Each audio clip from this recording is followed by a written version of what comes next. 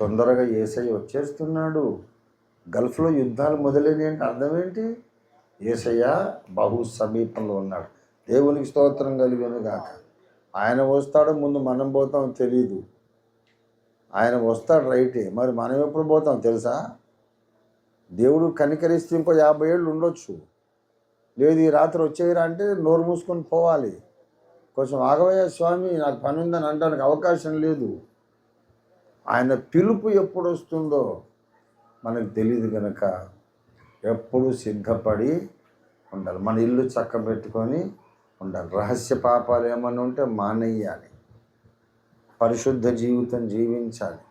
ఎవరి మీద ఉన్న కక్షలు, ద్వేషాలు అవన్నీ ఉంటే తొలగించుకోవాలి. కలహాలు వద్దు, కక్షలు, ద్వేషాలు వద్దు. మన హృదయము పరిశుద్ధంగా ఉంటే ఎప్పుడు కన్ను మూసిన మహిమలోకంలో కన్ను తెరుస్తాము. దేవునికి స్తోత్రం కలుగును గాక. దేవుడి వాక్యాన్ని మన వినికిడిలో ఆశీర్వదించును గాక. రండి ప్రార్థన చేసుకుందాం.